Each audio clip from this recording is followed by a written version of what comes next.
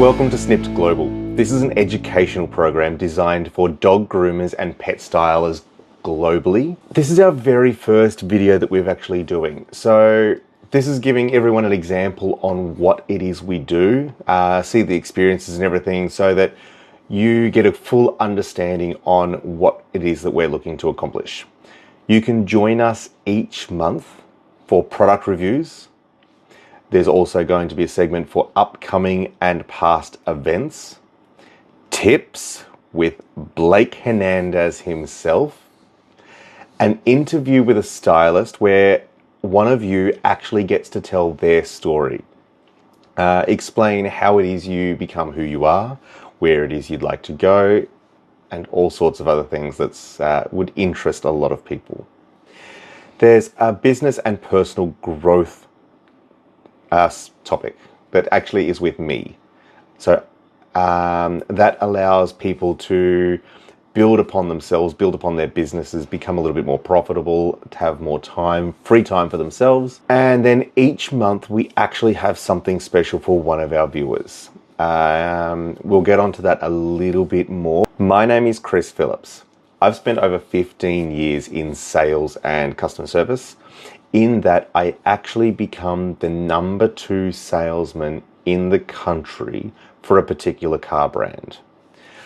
Over the years, for what I've learnt, I now implement them into pet styling and dog grooming businesses to be able to help my businesses and everyone else's businesses be able to flourish and just grow into the level that people want them to be.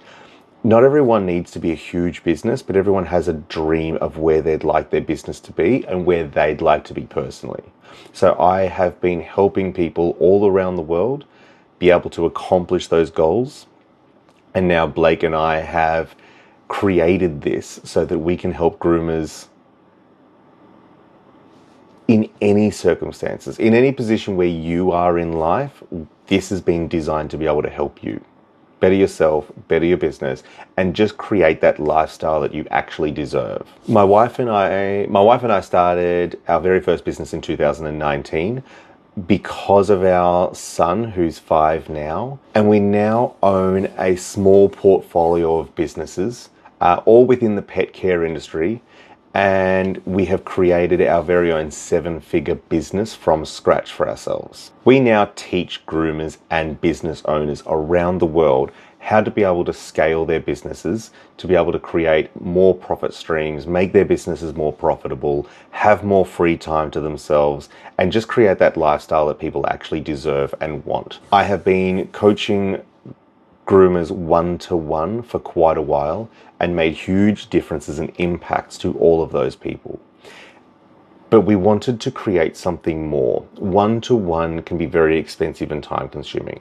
We wanted to do one-to-many. So Blake and I have created this so that we can reach a larger audience, meaning prices for training and coaching, your prices is now much cheaper. And it's much easier for Blake and I to be able to get our message out to everybody. Joining me each month is Blake Hernandaz, one of the most decorated master groomers in the world. Blake travels to every country around the world, I think. Every time I see him, he's always in a different place. And he travels around teaching groomers and pet stylists globally how to be able to do better with their time management, how to be able to do their jobs easier, faster, more effectively. He's got an absolute wealth of knowledge, such a great personality, and we really look forward to actually introducing all of our knowledge and tips and things with everyone. Chris and I, we met in person last year when I was in Australia teaching for my first time, and now I'm going back for my 3rd time already. So the Aussies, I think they like me. But Chris and I share another thing, which was we were on Food Perfect, you being the Australia version and me being in America. So we had that blood between us. But yeah, I think that with my experience in the industry, at least professionally in front of everyone, has been not only as an educator, but also like I've been a part of Foxy Roxy, which does run the largest subscription known in North America.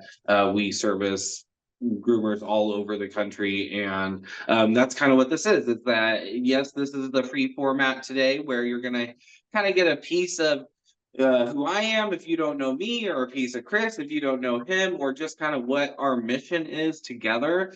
That's what you guys are going to see today. But like you said, we're going to continue on every month, inviting on different groomers, talking about different products, different steps in the grooming process, different steps in the business process, different steps in the life process that get us across those finish lines. And so, once we are through here today, you're going to kind of hear all about prep work when it comes to grooming, because we have a tool that we want to talk about. But my brain is already churning, like, now we have to do one on like prep work about business next, Chris, right? And then we need to do one about prep work about like your state of mind before you jump into these things, because it's all like a synergistic energy that that all of us successful entrepreneurs share, and all of us animal professionals share, and that's what this group is going to be about, really.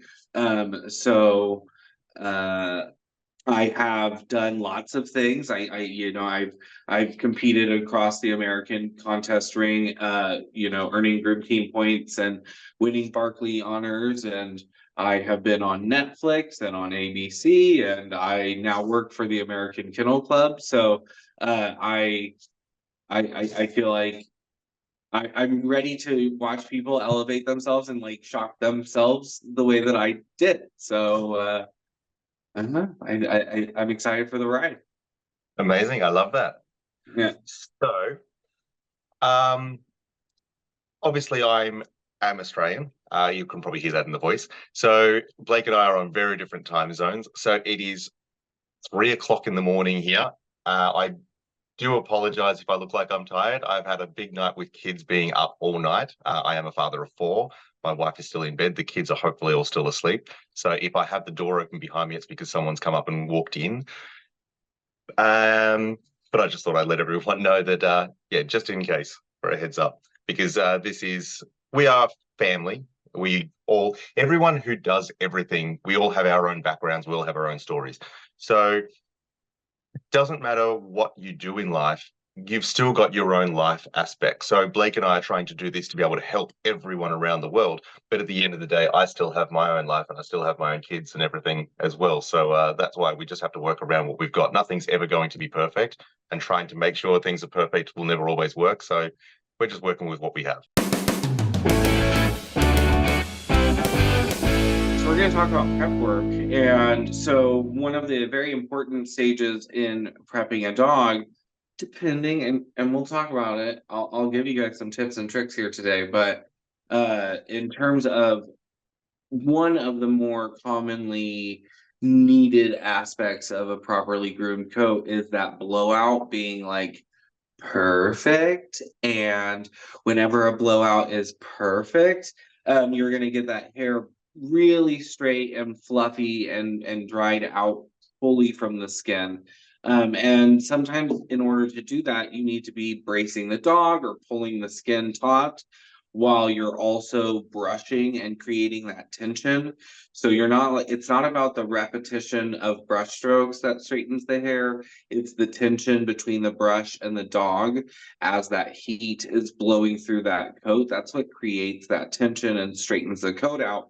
So you kind of need both your hands.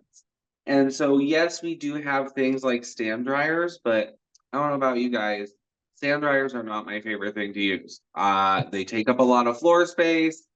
I feel like I have to like stop what I'm doing to like move it again. And then, I have to turn the dog into a weird position, which trains the dog to like move on the table more. I can work around a dog more easily, and that will train them to be better on the table. So all of those reasons are why I love this tool, especially when I'm teaching people who aren't super experienced with fluff drying dogs. This tool is sorry. So one of the things is when you're using a handheld hair dryer, if you have long hair, it's going to suck it up into your hair dryer. So I was prepared, but you want to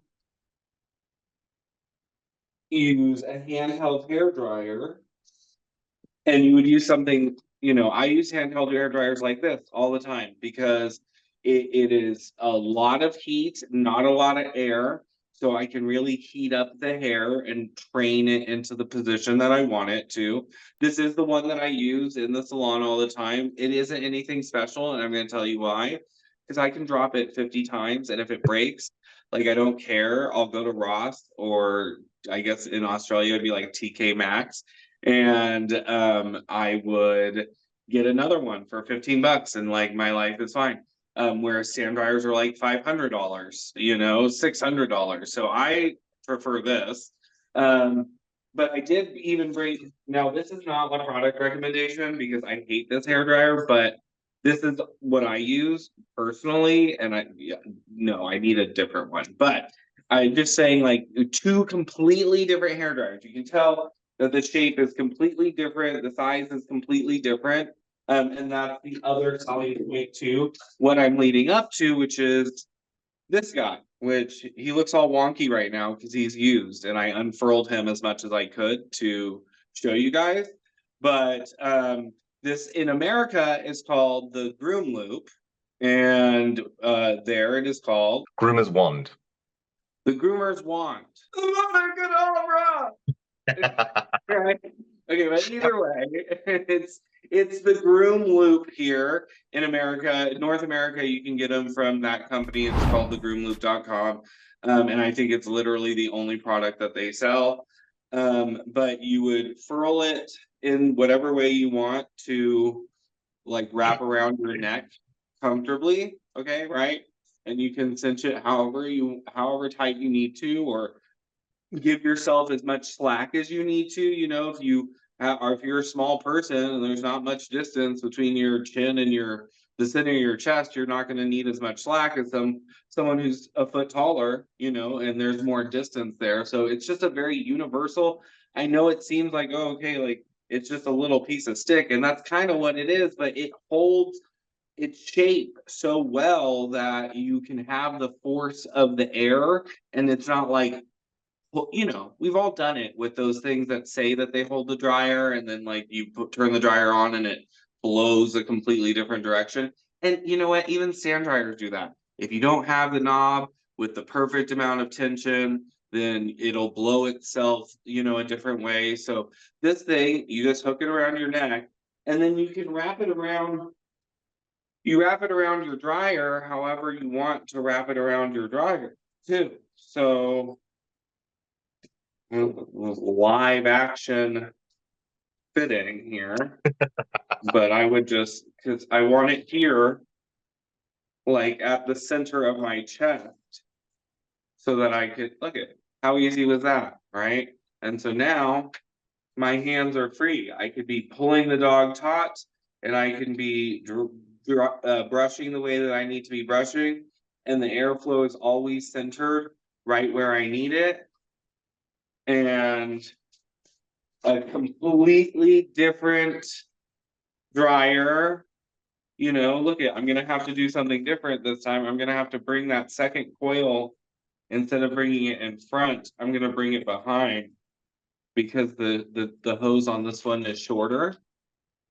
But because of the dexterity of this material, but the stability, I'm still, boom, hands free, airflow centered on my chest, hair out of the way, heat on the hair, and you're creating new shapes and retraining structure into whatever you want that coat to look like. And pro tip, once you've reshaped hair with hot air, you can always seal that shape a little bit easier with cold air right on top of it. So I would shut this off, grab my force dryer, take off the cone, and when I'm done hot drying dogs, I blast them from far away with my force dryer with cool air, because it just seals that coat into that shape, and also cools down their skin. So that's the product review. It's called the Groom Loop if you're in North America, and if you're in Australia, it's called the Dog Wand.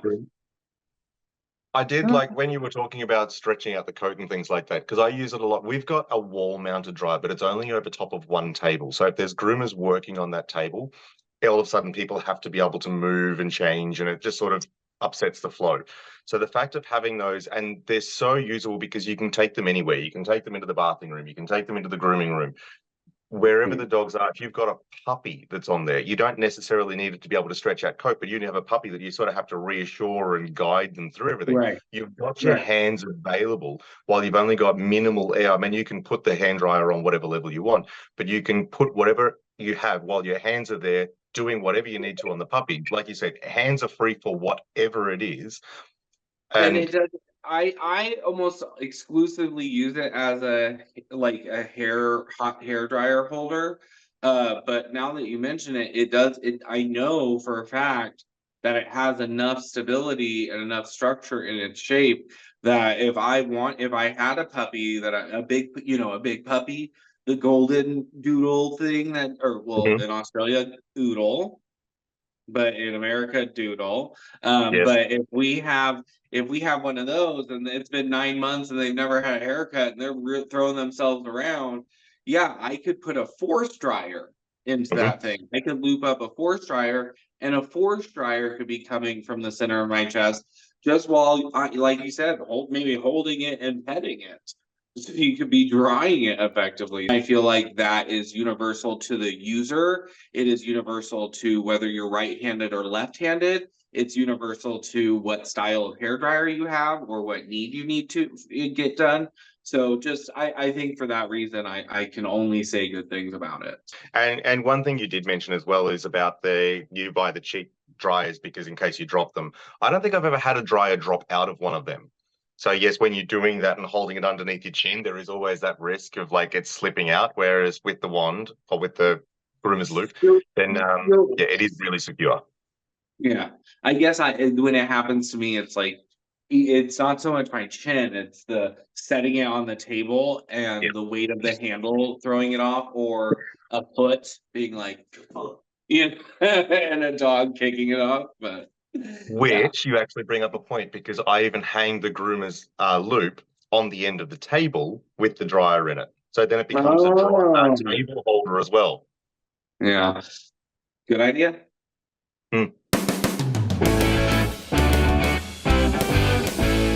So I guess every month we're going to not only talk about like stuff that's coming up, but now that we'll have past episodes, we'll have viewers be able to ask questions, follow up topics that are in regard to our previous episodes. So we will not only talk about current events and very upcoming things, but we'll also talk about more in depth of topics that you guys really liked, so that it can be as well rounded as we can.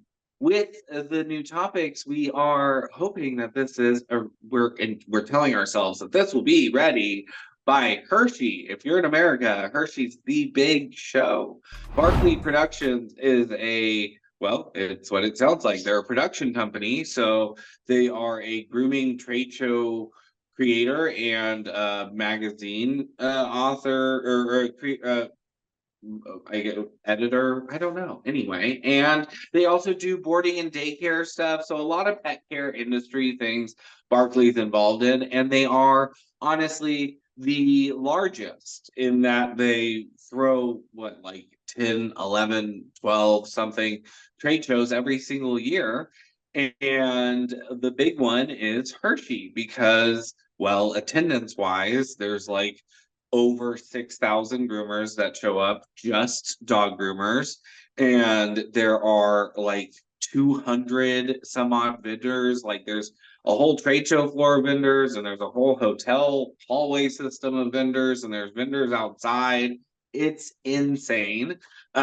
So with it comes the Barkley Honors, which is the end of the year awards system, where not only are there international awards for foreign speakers and foreign educators and topics like that, but it's a lot of our obviously industry stuff here. So it's like our up and coming groomers, our up and coming speakers, new books, anything that really has happened in the last calendar year has the opportunity to potentially be recognized for an industry award, which is obviously very nice because it is judged amongst your peers in a very large number, right? Like grooming can be very like, okay, that was one person's opinion, but with the Barkley Honors, it is truly like a giant group of your peers deciding who wins these different categories. So it's always been like a fun time of the year for me. I typically do, pretty decent.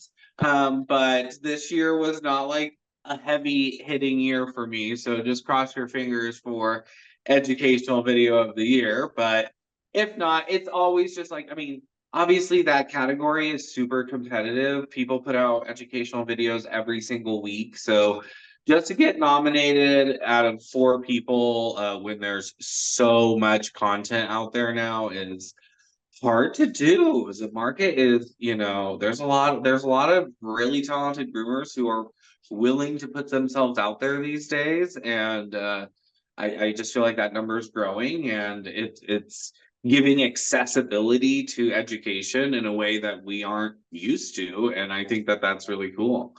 But that's what we've got going on next here. It is, I could give you the exact date, but of course I don't have it. But it's right there in the beginning of it's the beginning of September. We have Hershey, Pennsylvania, right there in Pennsylvania. Yeah. The whole town, Amazing. the whole town smells like chocolate.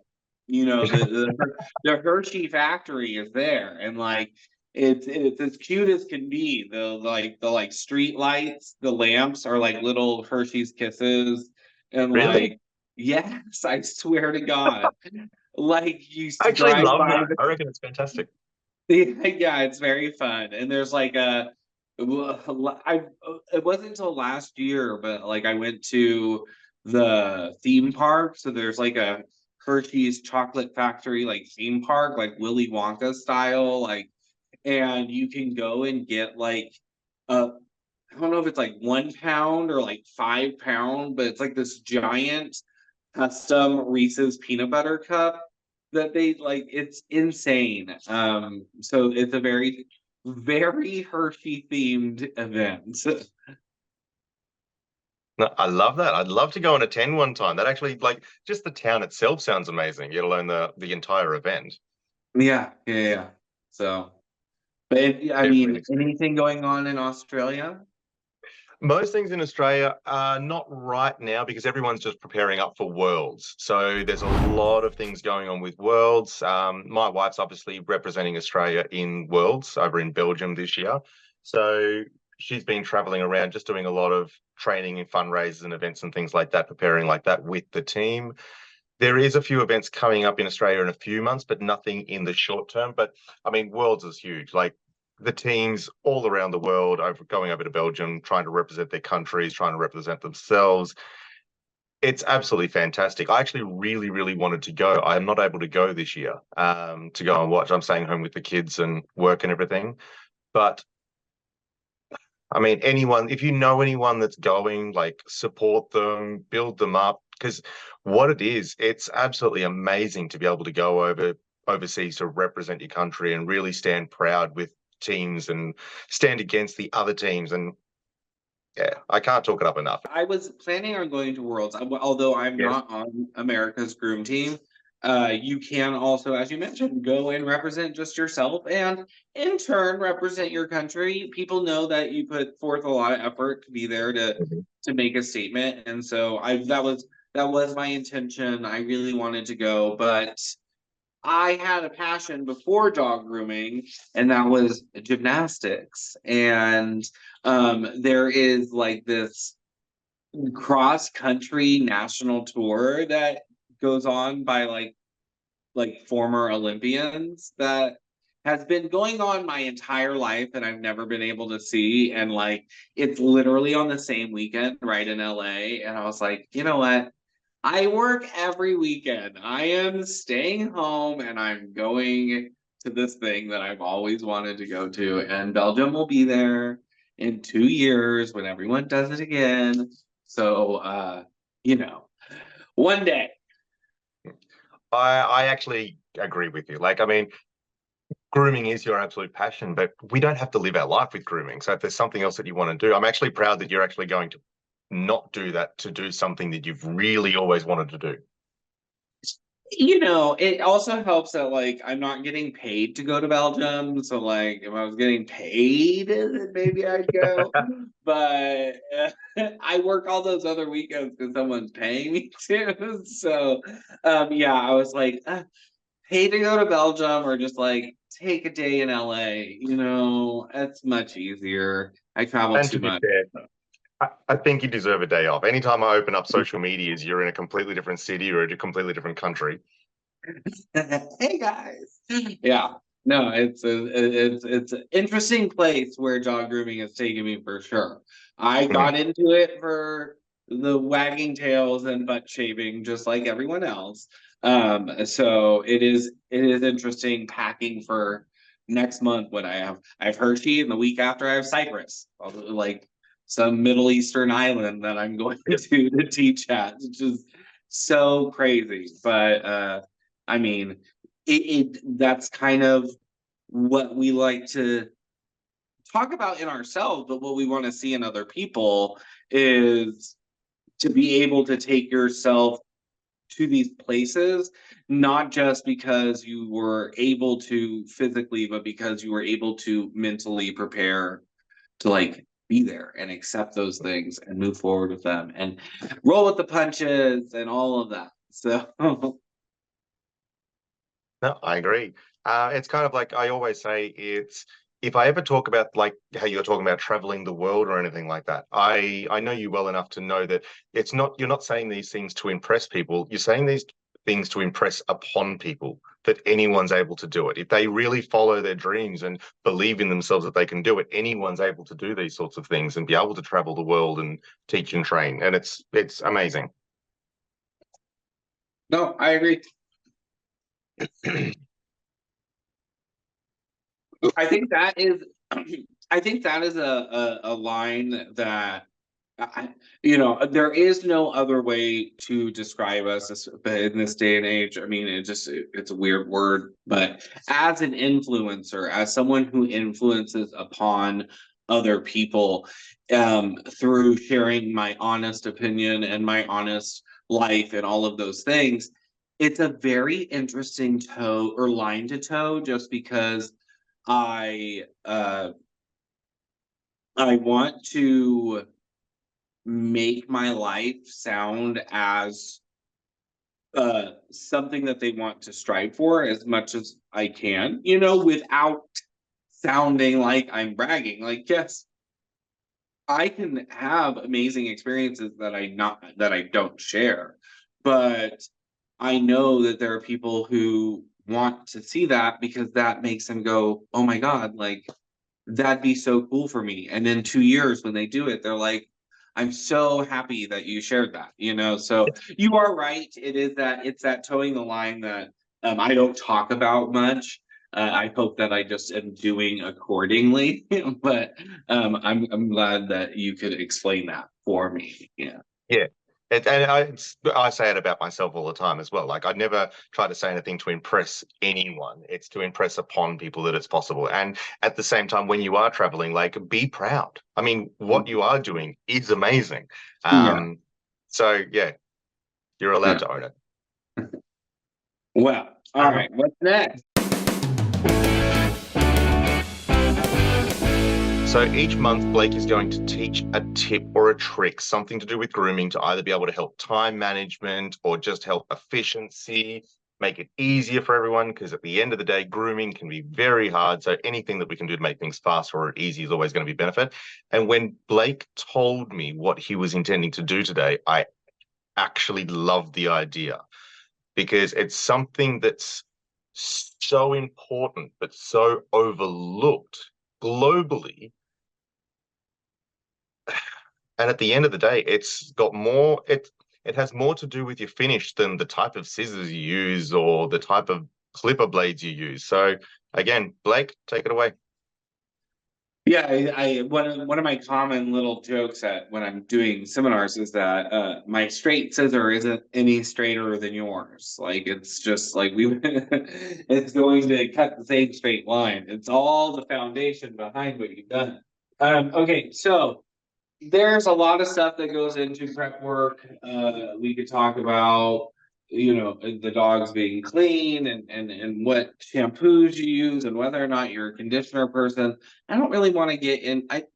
Every month we're going to talk about different things, and I want to be able to just like really focus on it. So there are different parts of the prepping stage that we can get into at different times. So I just want to specifically talk about drying because it goes along with our product review of the month. So it all is going together. But when I used to teach this subject, this particular part in the drying or in the prepping process about drying, I found that I at first started teaching it the way that I was taught it, and that is by coat type.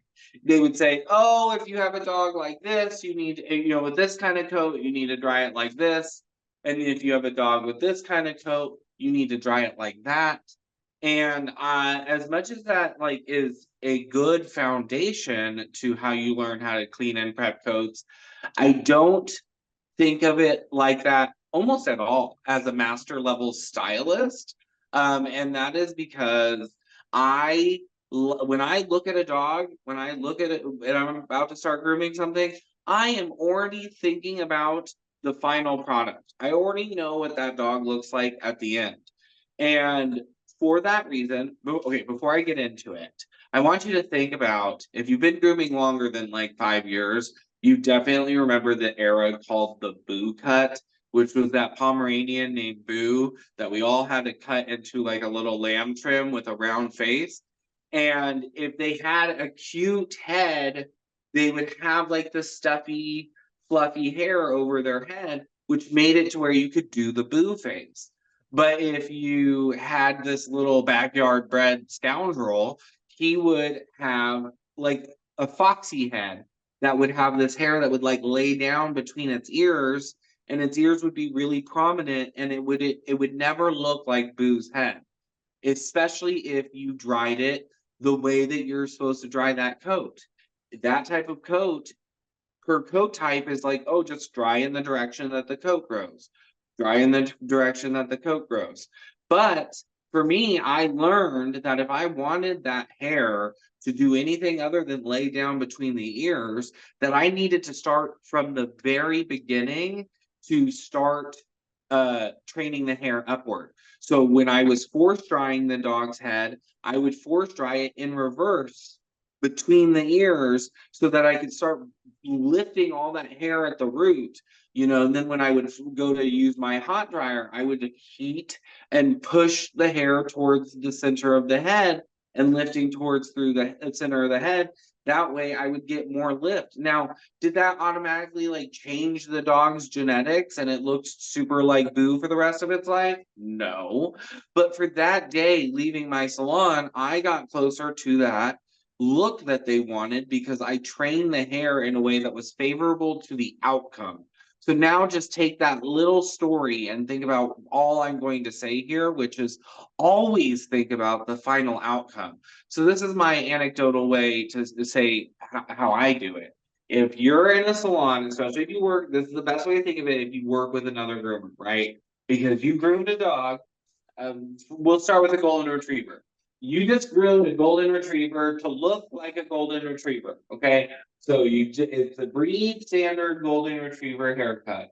And it is the best you've ever done. It looks amazing. And you are so proud of it. You have to post it on Instagram. Your shop has to post it as advertising because it is glowing. And because this haircut is glowing, what are you going to do when you pass your phone to your coworker and say, take a picture? What are you going to do with your comb? Think about it. What are you going to do with your comb when that happens? You are going to take it and you are going to glide through and you are going to comb all of this hair down and all of this hair down and back so it's laying all glossy and silky along the dog's back, right? And down the leg and you're going to lay it all down. And because of that, every single thing you do with this dog's coat should always be in that manner. If you lay it down, if you blow it down, if you brush it down, if you hot dry it down, if you're always going in that direction that you would present it in, then that is going to help you. You're setting yourself up for success.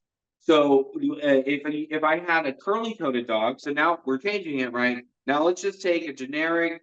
It's a doodle with curly, or a doodle or a noodle with curly coat, and it's in a teddy bear trim. It's got stuffy stovepipe legs and a teddy bear head with long ears and a long fluffy tail, right? So it's the best you've ever done, and you need a picture to post on your Instagram, and you hand your phone over to your coworker, and now what are you going to do with that comb?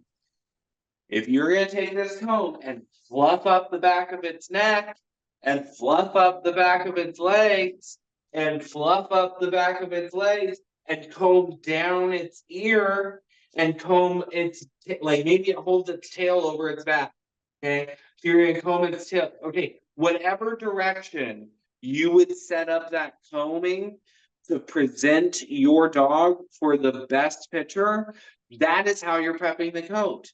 So on that doodle, I'd be fluffing, I would be blowing the hair this way. I'd be drying the hair this way, brushing it, hot drying it, everything up. And when I got to the ear, well, the ear I'm going to comb down. So the ear I'm going to go ahead and comb down.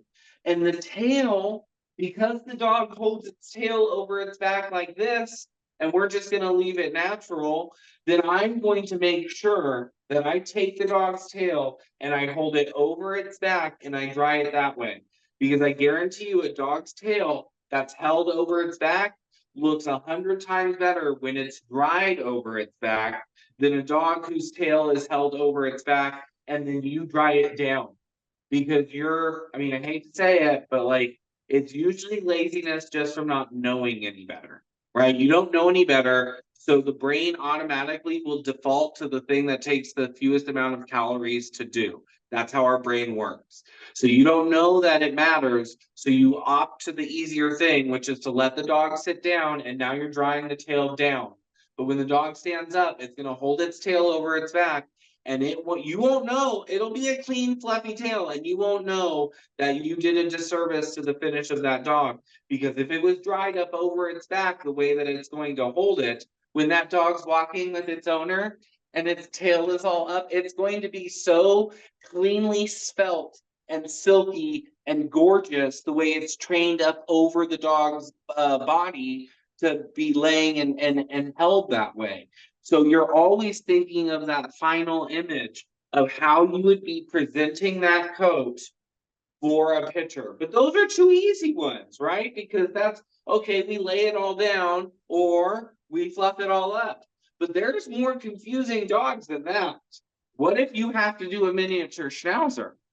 You're going to do a miniature schnauzer in a breed trim, but it's a clipper, right? You're a pet groomer. They've got 3 miniature schnauzers because they're a weird old couple that only like schnauzers, and they want them all to look like schnauzers, right? So they come in for their breed trim, and you've got to clip them down to look like a schnauzer in a reasonable amount of time. But you are proud of your work. You want to do the best you can, and you have. And now you're going to take a picture. So you hand your phone over to your coworker to take a picture. And how would you present the coat on a schnauzer? Well, you would comb down the dog's back. You would fluff up the dog's legs. You would comb forward the dog's facial furnishings, right? You would be combing and presenting this dog's hair in so many different ways. And that is very important to the way that I'm prepping the coat. Okay, so now I think you get the picture. Really quick though, before I end my now what seems like a rant, before I end, I will say that any dog where you have brisket hair that you're going to keep to drop off the dog, right? So like, yes, a miniature schnauzer doesn't get a skirt, but they have a slight underline. So some of them have some trailing down this center of their brisket. But then there's also dogs like English Springers, Golden Retrievers, you know, where we have a lot of it, rough-coated Collie, things like that, where there's a lot of those drippings underneath, the furnishings underneath their brisket. If you want that to lay down and look really nice, you actually need to, so this is the front of my table, in case you guys haven't picked that up by now. This is the back of my table. So for me, if I had a dog, I would, that had furnishings underneath of them. Yes, if they were healthy and fit and athletic and sound enough, I would stand them up some so that I could expose their brisket to me. And I would dry the center of their chest first. Always first, because in order to dry it, you're blowing into it and it is like going out and it's becoming more fluffy. But that hair you don't want to be fluffy. You want it to be svelte and like drip under the dog. So you have to do it first, because then you're going to have the dog sit down, or if you weren't able to, you would just get your dryer underneath the dog, because the dog can't do anything except for stand on all four. But you would do all that first. You would do the center first and blow it out and get the center all the way dry and all the way fluffy. And once I've done that, then I would reposition myself so that I was standing behind the dog and I was able to use my hand to brace the dog here. And then I would dry the dog's back and sides, because the moisture is still there. You'll be able to train the coat to wrap around the dog's torso, and that will help wrap those fluffy insides back down, because you don't want them puffing out from the side. So I need you to understand that if you don't do it the way that I just said to do it, what's going to happen is you're going to dry this jacket, you're going to dry the sides down, and when you go to dry that center, you're going to cause the sides of your underline or the sides of your furnishings to flip out. They will start to flip out because they will get moisture hit into them while the air is forcing them out, and it's going to retrain those hairs on the outsides of your underline to flip out. Okay, so you want to dry that center all the way first, and then dry the back and the sides down to wrap into those furnishings and keep everything really svelte. And that is just one part of the prep process. But if you think of it the way that you want to get the final project, the thing that you really want to get done, if you're thinking of it the whole time, I think you guys can realize now already with this one segment that if you're really conscious about your final goal in grooming, but also in life, then you can get there a lot easier being methodical about it, setting yourself up for success. There was one part in there that you were talking about with the tail, and I agree with you. I don't dry the tail like that. I let them sit and I dry the tail. And yes, I use my hand to maneuver the tail how I want, but they're sitting as I do that. I don't let them stand up and dry the tail into the way that the dog actually leaves. So it's really, really interesting. And something you did say is, I mean, no one's at fault if they've never been taught. So until you're shown something, I mean, if you've never been shown something, it's not your fault for not knowing. If you've been shown something and you don't do it, you get the same result, but now you've got the added bonus of being defeated because you actually knew how to do it better. But I really, really like the whole idea of drying the direction where you would brush the dog. If that's how you would present the dog when you're brushing it, then that's how you dry the dog. So amazing. I actually learned a lot from that. I just think that it's simple, it can take away some of, there's a little bit of level of, I hate to say this too, but indignance in that, oh, it's an oodle, so it doesn't have a breed standard. And so I can just cut whatever corner I decide I can cut, and I can decide this is important or I can decide it's not. And for me, by taking away the fact that oh, this coat type you do this and this coat type you do that, well, how many oodles and doodles have combination coat where it's weird here and it's different here, and when it was this age it was like this, and now 2 years later it's patterned out completely to this. When you if you, then it's either A, confusing, or B, people get indignant about it. And so for me, what I like is that this takes all of that away and it simplifies it to a, what are you trying to achieve? Whatever you are trying to achieve, that's what we're working towards. Period. Period.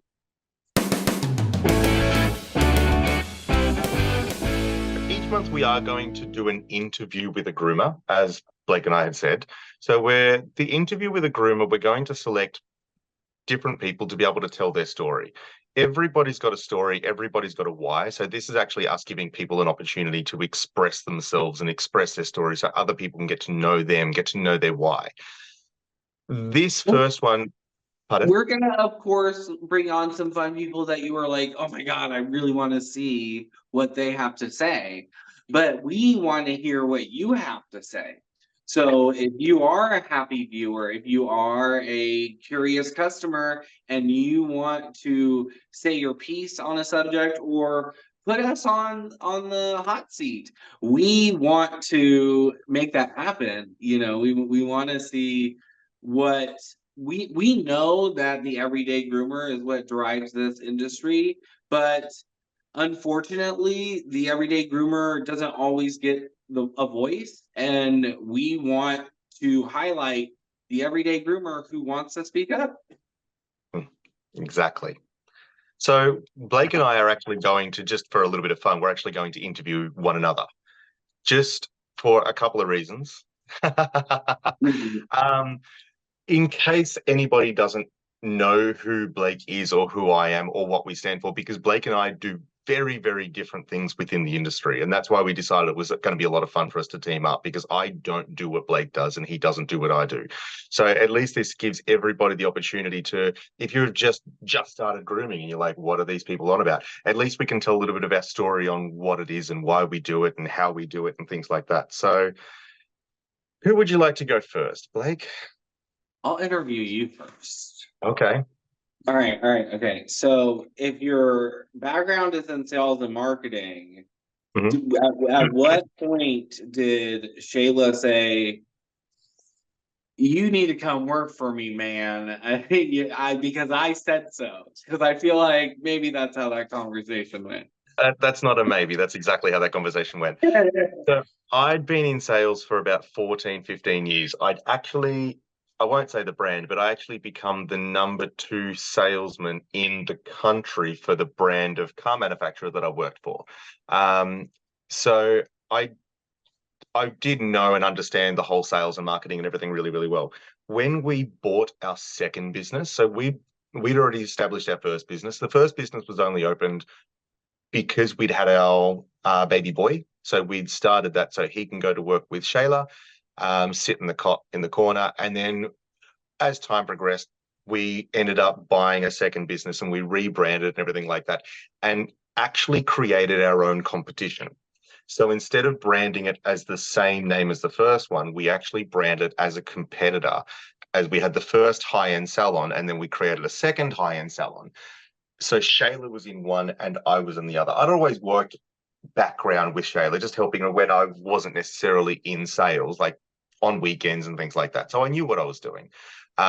So that was set up. And then I didn't initially go into it. It was intentional for it to run itself. And then it got busy after probably about 3-4 months. And that's when Shayla said, okay, it's time for you to come into the family business now. Okay. So let's see. I did sales right before this, not cars, but jewelry. So Yes. you have to, you have, and once you get into what people would call high-end sales, you have to have like a sales technique, I guess. You have like the things that you say and the things that you find you resonate with customers on or whatever. So I don't ever think of myself as like a salesman, but like I know that I know how to say the beneficial things to it. So yeah, it helps in life. Let's see. You said the family business. So you mentioned to our viewers that you have 4 children. Yes. What are their ages? Any of them have a particular interest in dogs? Any of them have a funny aversion to dogs? How do you mean aversion? Well, I don't know. Do you have one that you're like, what? Come on, like, I don't know, allergic to dogs, or one No, that we've got a 15-year-old girl, a 5-year-old boy, a 3-year-old boy, and then a 7-month-old girl. So the 15-year-old loves things like your working dogs, like cattle dogs, things like that, border collies, Australian shepherds. The 5-year-old boy has a toy poodle, a silver toy poodle, who's always in Asian fusion trim and usually has like pink or purple boot legs. Mhm. She's gorgeous. She's honestly like a ragdoll cat. He just scoops her up and just carries her around in the most awkward positions. Our 3-year-old has a standard poodle. Wow, Um, that's a yeah, lot of dogs for a that's a lot of 3-year-old. dog. And he's a lot of boy. Like he's really, really full on and crazy. And the poodle suits him so much because she's so energetic as well. So they're up and down the streets on the bike, just running around like crazy constantly. And then Leilani, our 7-month-old, she doesn't have a dog yet, but it'll probably come soon, I'd assume. Okay, okay. That tells us a little bit about that. I want to know more personally on the business side of grooming. When was there a time where you had something you planned for something business wise? It was okay, I'm gonna do this. In order to do this, I have to do XYZ. Okay, XYZ is in place. You do it, and then it didn't turn out the way that you wanted it to. How did you respond to that? And like, how did you grow from that? I feel like that's nearly everything with business, isn't it? That's how we learn. Um, like I said before, nothing's ever going to be perfect. And the thing with business is you always have to be able to move with what's happening around you. The biggest learnings that we had was actually my wife's learning, not mine. So she was the business. She was the main groomer. She was the head of everything, in charge. She was the one with the customer service, the one that dealt with everything. And quite a few years ago, she actually had a fall off a horse and broke her spine. And she was in a full brace, all down. Unfortunately, she couldn't do anything. I think she had at least, I don't know, half a day off work from it. But she could no longer groom anymore. Uh, So unfortunately, well, it's unfortunate that it happened, but what happened is it taught her how not to be the business, how to be able to set back and organize the business for it to be able to run itself, and how much more you can do within the business when you're not particular the business. If you're the reason why your business is bringing in money, when you're not bringing in money, your business is no longer bringing in money. So if you're able to have your business work for you so that you're not necessarily having to work, you're then managing the business. And then all of a sudden it makes your whole life change once you're able to do that. So we didn't necessarily learn it from fun. We had to do it. We had to pivot in that point of our lives to be able to train ourselves how to do it. Now, that's not the fancy dancy thing that people tricked us into thinking is called passive income. You guys, hardly anything is truly passive income. It all takes a steady amount of work. But yes, you need to think about how you're depositing that time.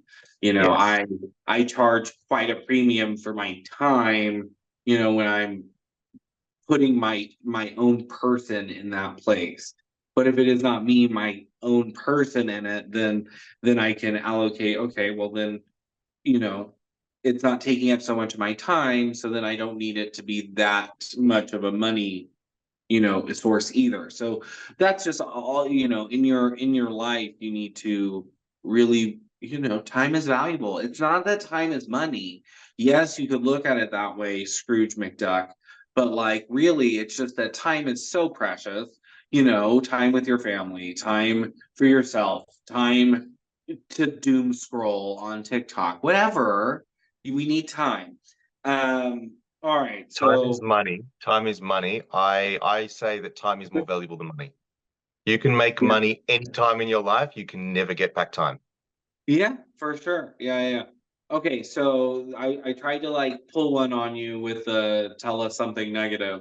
But now tell me something positive. I want to know, when you were in the grooming industry, when was it that you decided that you like needed to impress upon these groomers outside of your salon? Like, when did When it all of become bigger than your salon? when I realized, so like I said, like we constantly are finding issues and then resolving issues. When I was having conversations with just regular groomers at shows, at events, anything like that, and realizing that they're facing issues that we've already overcome.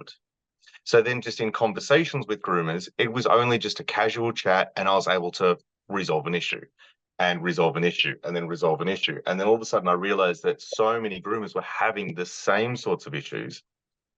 So Shayla already, my wife, she trains groomers grooming styles all around Australia. So that's where her and I decided to sit down and also do business events and things where we were going around and actually helping groomers move away from burnout, move to more profitable, step out of their business so they're not chained to the table and things. And at first, I wasn't sure how much of a change we'd be able to make, but all of a sudden, the groups of people that we're talking to went from 5 to 10 to 30 to, and people were really, really engaging in what we were talking about. And it's still something that a lot of groomers don't, I think they fear from or don't realize that there is an issue until all of a sudden they're hearing about it. Because it's one thing that I see so often. The groomers are always talking about being burnt out and so Yeah, tired they and say so burnt out, but I also think that it gets very like solitary. Even if they don't work alone, the salon itself becomes a very solitary like entity. And because of that, they don't, yeah, you kind of get into that I don't know what I don't know. And it does, your business is alive. And in order for something to be alive, it needs to breathe. And that Mhm, means that things have to flow through it. That money has to flow through it, ideas have to flow through it, energy has to flow through it. And so, yeah, if you don't expand into energies outside of your salon, then it can get kind of toxic. And so uh I've always enjoyed connecting with my other groomers, but uh it's it is nice when you're able to put on these events. Sometimes what you're doing is you're really giving them that like final nudge. Like, they knew what to do, they knew what it was, but because they let themselves get solitary and in their head and just keep going day in, day out, they didn't need to take that step. And so all we do is we're like, yes. And they're like, okay, I'm gonna do it. Like, I love that just as much as it's the aha moments where they're like, yeah. oh, why didn't I think of that? Those are fun too, but it is almost nice having those people go, you know what? When someone tells me that they've got X amount of money in the bank and they have a wait list this long and they're like, I don't know what to do about my prices. I'm like, yes, you do. Mm. You know exactly what to do with your prices. Stop. Do not even with me right now. Yeah. So sometimes they just need that kind of a push, reassurance from someone that they look up to, or even if they don't know you to look up to you, they just can see the things that you've pulled the trigger on, and they need to pull that trigger now. So yeah. All Yeah. right, go ahead, give it to me. My turn. Well, one of the questions that you asked was kind of what I had planned was when did you start training and what keeps you training? Okay, so I have a funny story about my whole training experience, both online and in person. So I let's see, I went to do a live. So Facebook had just offered the live feature. And for years, people had like kind of been talking about people online offering demos, because there was only like the few industry leaders that had gone through all the hassle of going through all the production of putting out actual educational videos at that time. Mhm. So there was people talking about like, oh, so and so should, not just me, but like so and so should do a demo, so and so should do a demo. So then they go live. They say, Facebook, you can go live. And I put on a joke. I say, hey everyone, I'm gonna go do a live grooming demo. Wednesday at 5 o'clock or whatever. And so I go live and I'm here and I shave my head live because I had short, like bleach blonde, like it was during the silver when everyone had silver hair. So my hair was like silver. So I buzz it off as a joke, like it was a grooming demo because I just honestly thought it was going to be funny. And it was funny, but I got like what was, I mean, now I would still consider like sad views, but you'll hear the story go on. But it was like 2,000 views for me shaving my head. And I was like, wait a second, what if I actually did a demo? So then I did a demo. So then I did a demo on a poodle in it was a party poodle and it was in my kitchen on a grooming table and I filmed it and I did the whole thing. And now I don't even know if the video is still up just because the lighting was so bad. I think I eventually took the video down, but it was just me doing a quick little like pet trim, German trim. And I remember at that point I had a educator or two that I looked up to that messaged me and was like, hey, like you really are like you have a I like how you teach. Like you have a really nice way of teaching, and I just like was really more than anything flattered. Um, and that was around the same time that I started working with Foxy Roxy. They asked me to start doing more demos, so I started doing that online, obviously, and that grew into quite big numbers, and I went on to win Educational Video of the Year. I'm nominated for again this year, but I won that year, and that was back in 2018. So it's been a long time since the world went live, but um, that was when I started doing online demos, and that's kind of how that happened.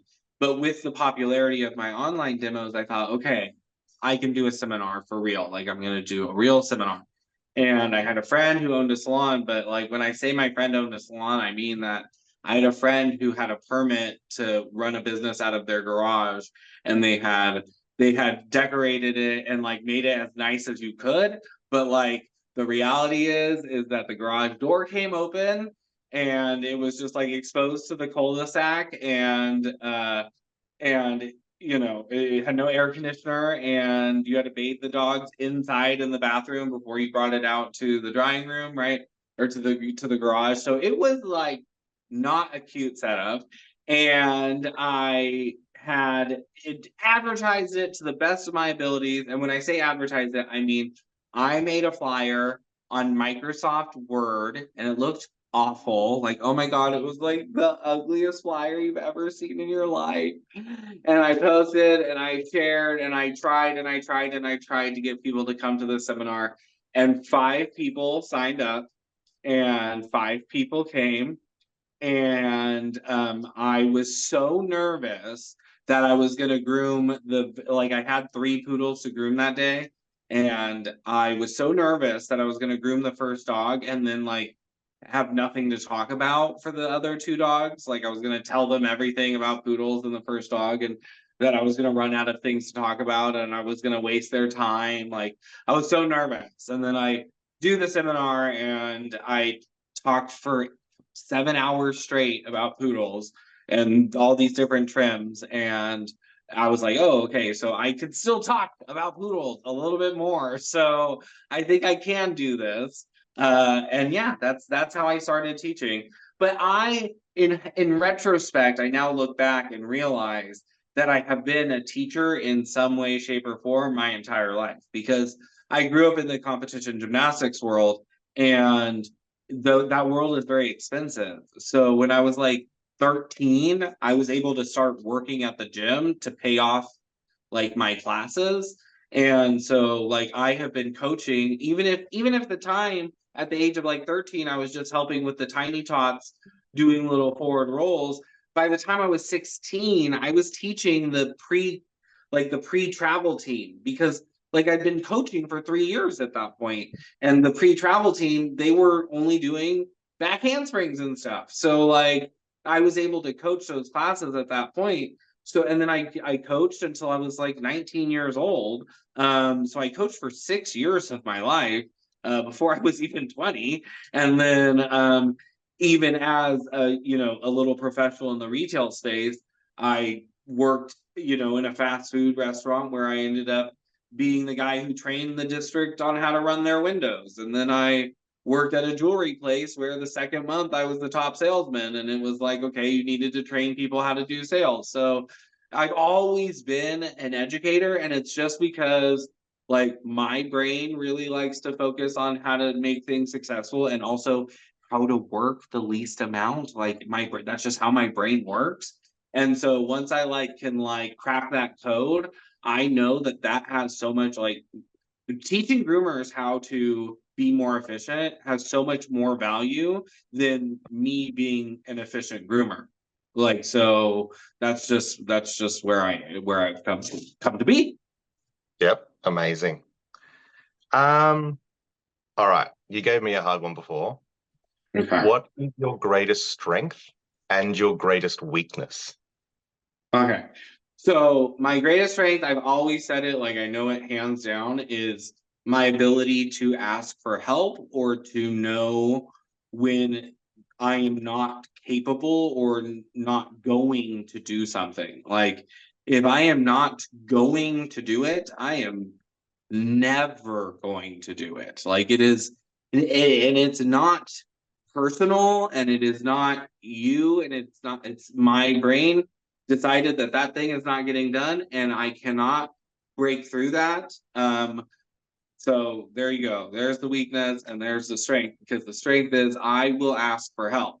I have no shame if I come up with an idea and it requires 7 elements to pull to the end of the road, and I'm only capable of 3 of those elements, and I have to allocate money, resources, or percentages to different people or entities in order to complete the other 4 items necessary to get the 7 things to the table to get it done, then it's still the thing that I did.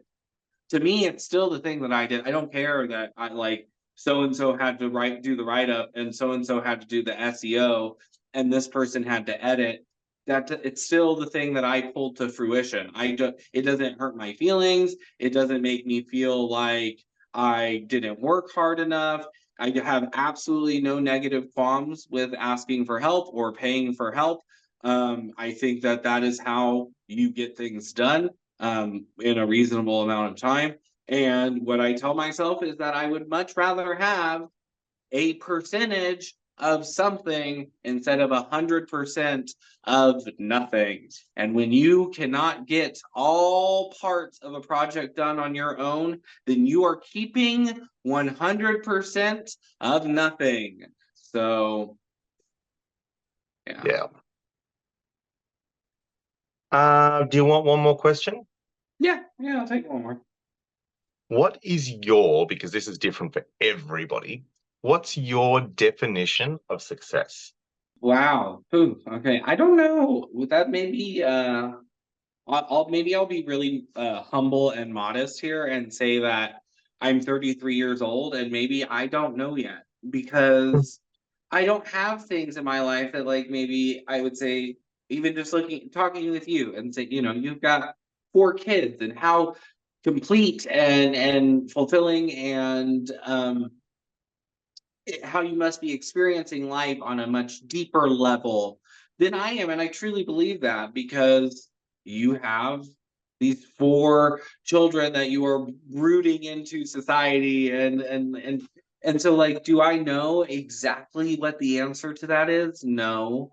I do know that in order for me as a person to feel successful in the life that I'm living, is to be working towards success, right? So in order for me to feel like I am working towards success, I learned at a young age that you can make goals and say what is it that you want to achieve, or what is your big dream in life? And that's the thing, is that when you're just I want to do that, or I wish I could do this, if you are just talking about it, then it is just a dream. It may happen tomorrow if I trip and fall in front of a public bus, and or maybe it'll happen in 10 years, but it's just a dream.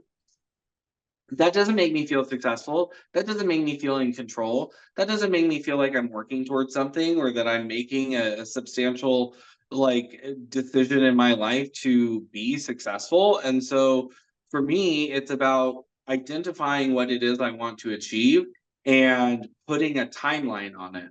And it's not about that timeline making me feel bad or making me feel like if I don't hit it, then I did something wrong. But it's encouraging and it's definitive and it lets you know, like, okay, if I want to get this project done, what is realistic? Okay, well, I got to do this and this. And in order to do this, well, it takes them 30 days to file that. And you got to wait for them to publicize your name in the paper, and that takes this many weeks. And I got to order this stuff, and that'll take maybe 9 weeks to get in before I have it all sorted. Like, think of the timeline, okay? So if that's the fastest it can happen, if it's the fastest the whole project could possibly happen in 14 weeks, then what has to happen in week 1? So do you see how when you put a number on it, you're like, okay, it needs to happen by this date. Well, then what has to happen? In order for that to happen, then what has to be happening in week 1? So that is what makes me feel successful. It's seeing those timelines and knowing that every day I'm making a choice to keep those timelines in place. It is, success is looked at differently by every single person. There is no right or wrong answer. So it's always interesting to see people's thoughts on it. So yours is with the projects and the successful completion of the projects and breaking them into smaller projects. And if that's the version of success, then that's amazing. I love it. Mm-hmm. Yeah. Mine's it. You were saying about my kids before, and that is my level of success. My level of success is to make sure that I can spend the most possible time with my children to give them time with us. It's not necessarily of money or things or anything like that. It's just giving them time and spending time with them. That's my definition. Well, for me, part of my answer was also that I think I'm 33 years old, and so in the last year or two, one of the biggest life lessons I've had is just realizing that maybe 25-year-old Blake wasn't completely right. Maybe I was dying on some hill that I didn't need to. And so I think that's something as serious as feeling success as a person, as what you've done on this earth is a little bit deeper than a trophy or a smock or a business license. I think that it is probably a fully formed, intangible, thing that we all can just hope that we can feel in ourselves, and also maybe the ones that we have in our lives that loved us also feel that we achieved, and then that's good enough. Something you did say, and I do agree with it, it's also within yourself. If you have the knowledge to be able to pass on to other people, and you get to the end of your life and you've withheld that knowledge from being able to help other people, have you really done everything you possibly could for everyone else around you? Yeah. What's the point of having knowledge and keeping it to yourself? And again, if anyone else has any questions for Blake and I, please put them down. We'll be happy to answer anything in the future episodes. I'm going to do a segment each month, which is whether it's business related or personal related. And my biggest one is perception of value. It's my favorite topic. I could talk about it for days and days and days and never get sick of it. And there's a reason behind it. We were saying before about burnout, how groomers are trying to do so much through the day and they haven't got enough time. They're trying to work so hard. And the reason for it is because if you're at the end of the day, your business has to make X amount of dollars to be able to pay the bills. And if you're charging this amount per dog, your average spend per customer, you're having to do more dogs through the day to be able to get that above the line. If you're able to charge more per dog, you can do less dogs or the same amount of dogs and make more money. And it goes on to what Blake was saying before about prep work. I know a lot of you would have been listening to Blake and saying, but how do I fit that into time? The time you can do all comes down to perception of value. Now, if you don't show value in what you offer your customers, price is the only reason anyone's going to give you money. Okay.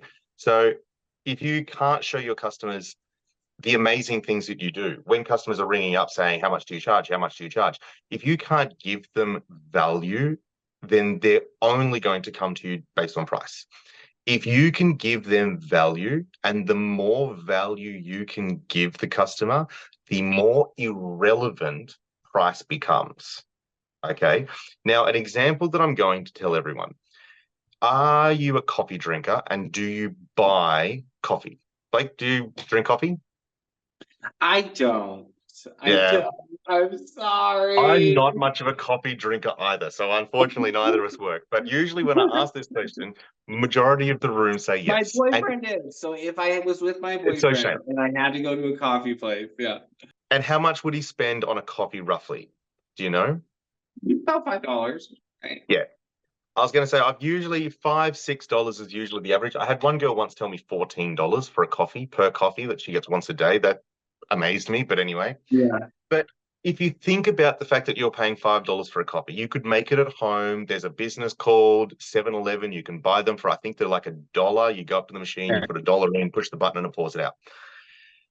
They're cheap coffees. Now, why is it that, and anyone that drinks coffee, think why is the reason why you're happy to go to a coffee shop and pay $5 for a coffee instead of going to a 7-Eleven and paying $1 for a coffee? It's you could buy 5 7-Eleven coffees for what you're paying at a coffee shop.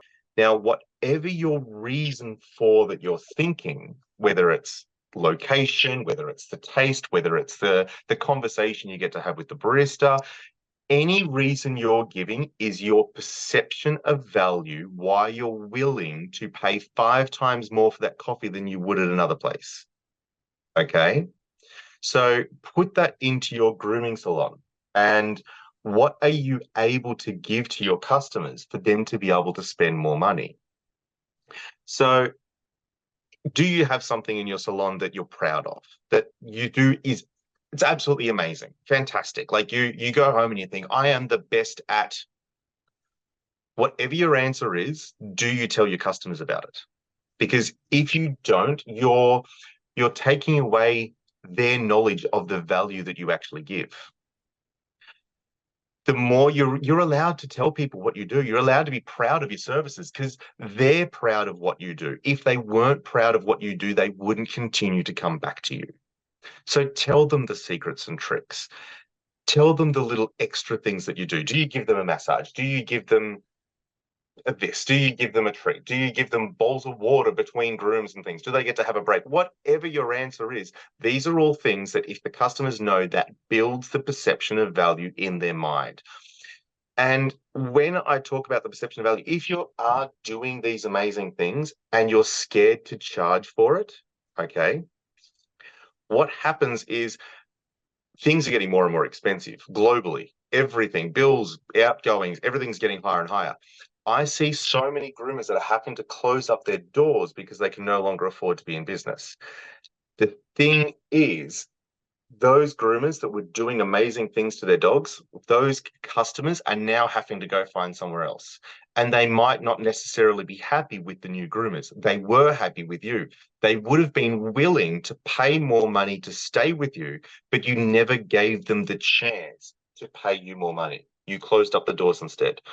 It's So actually interesting that you said that because like my hairdresser, like I'm friends with her on social media, and the way that she talks is very much like, and I don't know it to be true, but just the way that she talks comes across as someone who's like kind of always the driver of the struggle bus. And so like, but I think to myself every time I go in there, I think I thought it was going to be more expensive. Every time I'm like, I thought she was going to charge me more.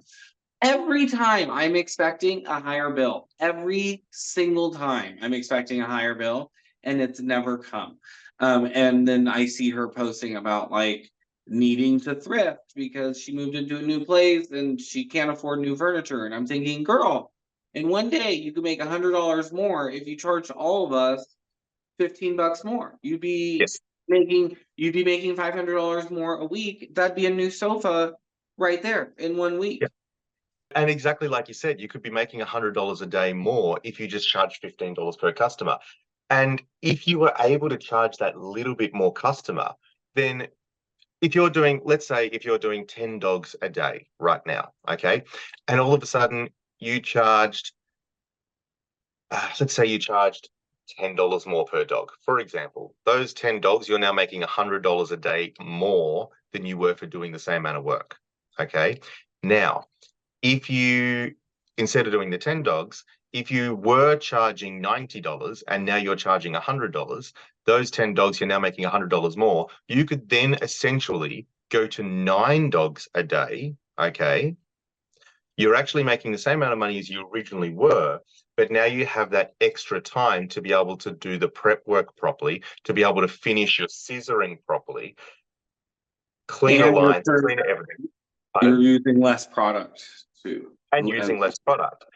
And all of a sudden your finish is better. And then as your finish becomes better, that's also adding to your perception of value, because then the customers can see, oh, like I go to this groomer and they do this, or I can go to this groomer and it's not quite as nice of a job.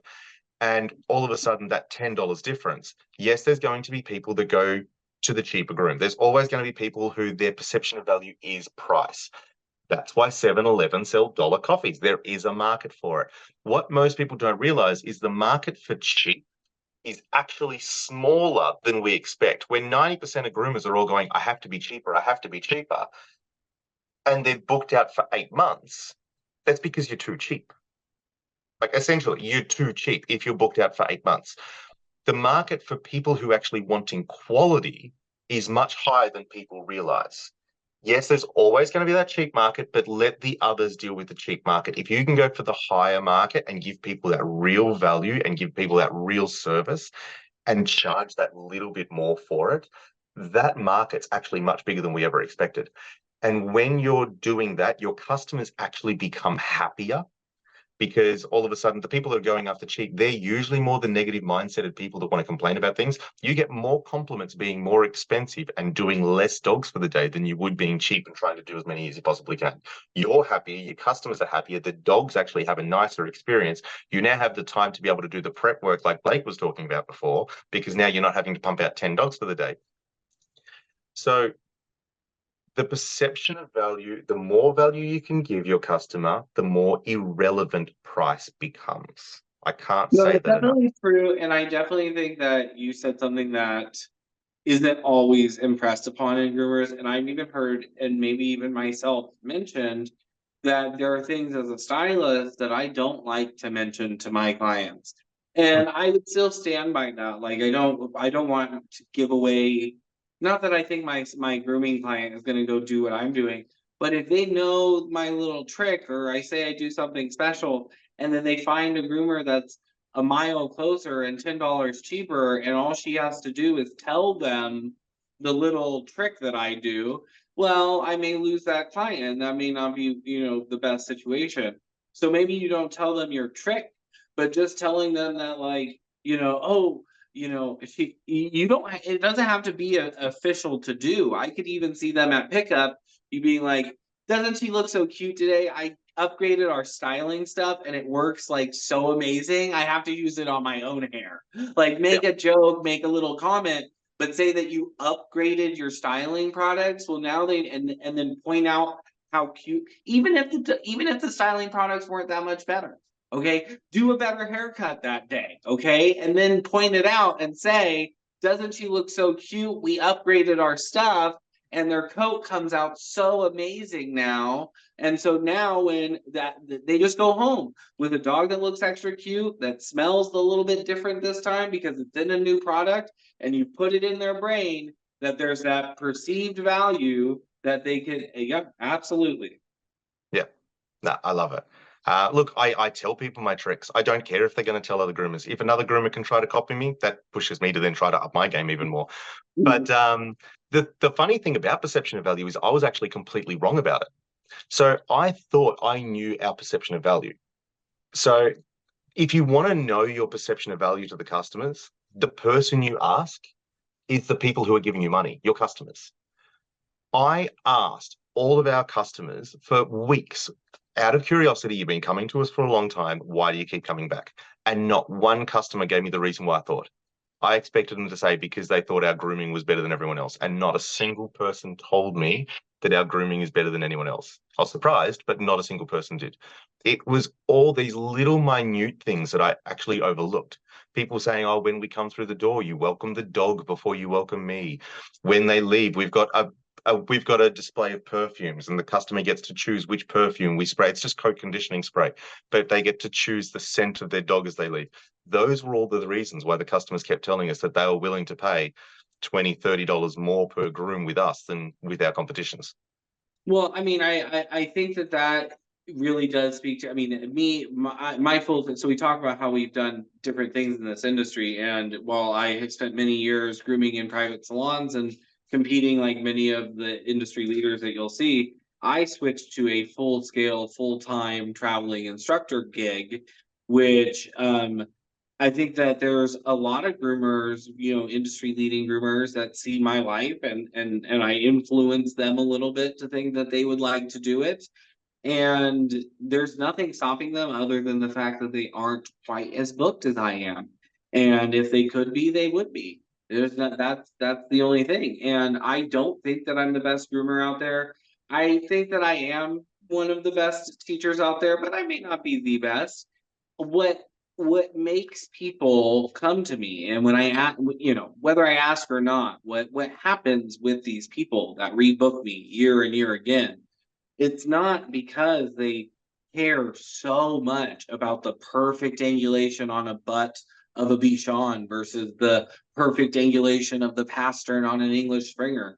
And it's not because of that. It's because I make them feel re-energized, because I make them laugh, because I reassure them that I've had the same thoughts about that damn dog that they did. Everything I don't, you know what I mean? And that's Yep. what makes people rebook me, is because of the kind of person that I am. And there's a lot of people that I could teach you all about the shape of that Bichon's butt. Trust me. I know everything about that English Springer breed standard too. I do.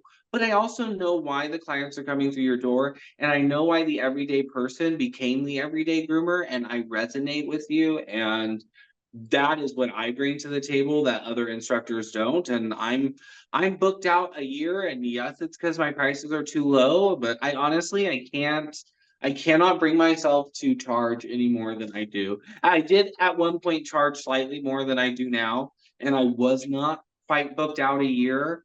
And I might go back to that price. I honestly might, just because getting a little crazy out there. But yeah, and just to that note, I think it's okay to get booked out to whatever makes you feel safe.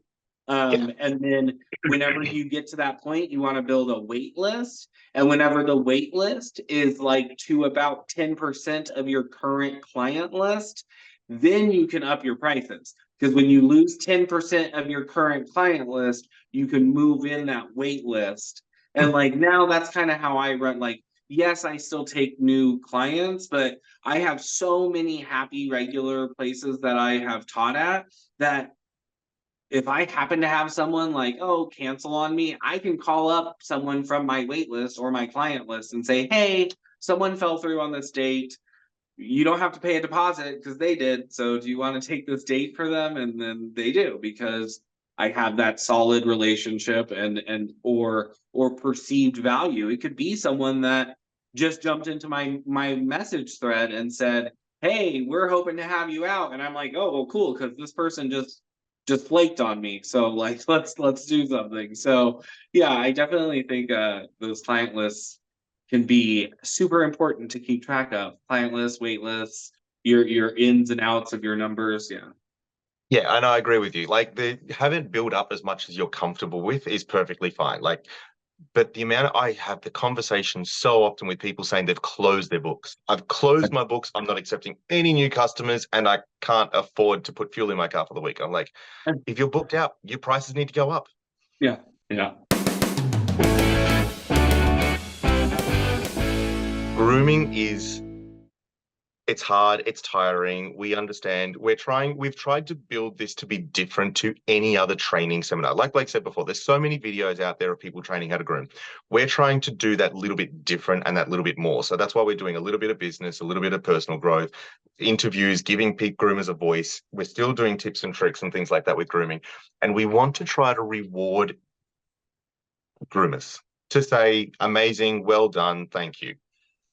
So what we're doing is this is going to be an ongoing thing. It is a subscription base, so it does cost a fee. The reason why it costs a fee, as Blake said, he does training all around the world and charges for his time. I do business coaching all around the world and I charge for my time. Unfortunately, not everyone's able to afford what Blake and I offer. So we've created this to be able to make it a cheaper alternative where people can still get training, still be able to level up, but not at a high premium price. So the subscription base does give Blake and I the time to be able to do it and be able to reward the groomers. So anyone who is a subscribed member will go into the draw. Is Yeah, that the right so way I to say it? mean, we got so Australia is Australia and America is America, and different states have different rules. So we're trying to make sure that we do this in a way that doesn't get anyone in trouble, and Yes. because it's a prize, but it's not guaranteed to anybody, and it doesn't cost extra to enter, but it's kind of a reward from being a subscriber. So we cannot sell it to you as a subscriber. What basically every month this video will culminate in a link or a word or a password, something to incentivize you to finish the video and know how to redeem your entrance into the drawing. So for the first month, we're going to simplify it, and anyone who is a member will go ahead and be entered. And then by the second month, we hope to be able to have that figured out, whether we're going to have a code word at the end of the video or a link in an email to all the members. But that will be, you will have to fill out something or click something to say, I am redeeming my offer for a chance to win. That way we are not selling it to you, but it is a raffle sort of thing. And whenever you have that, anyone who has redeemed their offer to win the opportunity to win our product of the month, then that's the big surprise. This is the big surprise, is that we will be giving out some sort of, most often, product. I would imagine a time or two, maybe a special guest will donate a lesson or something like that. But I think 9 times out of 10, it's going to be a product. And we would really like to see those products grow into insane things like grooming tables and drying arms that attach to your walls and stuff. But we know that we're just getting started, and this video is just free. And Chris and I have, some products in our warehouses and our back pockets that we can get started with. So I just recently launched a product this year, and I was actually in Australia when I was inspired to make it. So I was teaching a class, and I was talking about how if you have to balance out a dog, a front leg is this shape and a back leg is that shape, but they are supposed to be, in balance with each other. How are you supposed to know they're in balance with each other? Oh, well, because you have to measure this part, and then you have to measure this part, and then if they're the same, then you're in balance, right? So I was teaching a class, and then some lady in my class was like, well, why don't you put a ruler on the comb? And it's like, oh, well, that's a good idea. So that started the wheels turning. So on one side we have centimeters, and on the other side I have inches, and it is laser engraved, so it's a little bit harder to see on camera like this, but it's so that you can always see it in person. It will never wear off or anything like that. But the reason why I said it started the wheels turning is because I realized there's still one more way that we measure that, and things that we measure, that I needed to accommodate for. So that is depth of coat. So not just measuring body parts, but also measuring how deep the coat is in any one place. So if I scissor this butt cheek and I scissor this butt cheek, I can dip those combs into the coat and see how deep my hair is. So if it only goes to the black versus it going to the blue or going all the way up to the comb, it allows you to see how deep that comb is sitting into your coat, so you can compare your symmetry on your butt. Or maybe you're standing behind the dog and you're comparing your thigh to your thigh, or you're standing in front of the dog and you're comparing the shoulder to the shoulder, or you're standing to the side of the dog and you want to test that depth in the breastbone. That is what I was like, that is what's going to make it the all-in-one, anything I could ever need to measure in grooming. But ever since we started selling them, I realized that it serves one other purpose that people really love. And that is for when you're checking in dogs and they say, oh, can you cut off like half an inch? And they're like this. And you're like, well, that's more like 3 inches. Actually more like 4 inches that you just did there. So do you want us to take off 4 inches or do you want us to take off half an inch? It's a lot easier to show them right there on your comb. So people have been loving it, and I am going to offer this up as our first giveaway. Amazing. I didn't even realize that. Well done. So like Blake said, all states have different laws and everything like that about having a prize, and you can't buy extra tickets for this. It is only subscription members go into the draw, and you do have to do something. Like Blake said, we're going to have something up to be able to unlock your chance. But no, that's absolutely amazing. So anyone that does subscribe to this will go into the draw, and then we'll announce the winner on the next video. Sweet. Amazing. All right. And the next Anything to time touch we'll on, be able Blake? to recap on those winners and all of the wonderful things we went over this week, and what you guys think we should change. Yes. Yeah. Yeah. Let us know. We'd love feedback, and anything that you want added or taken out, then please let us know, because we'll try to accommodate. Yeah. All right. Now you Thank go you, Blake. maybe get some sleep again. I don't know. You up to It's time to get the kids ready for school. all right. Well, I'll see you in Messenger, and to our viewers, I'll see you guys next time. Will do. See you all.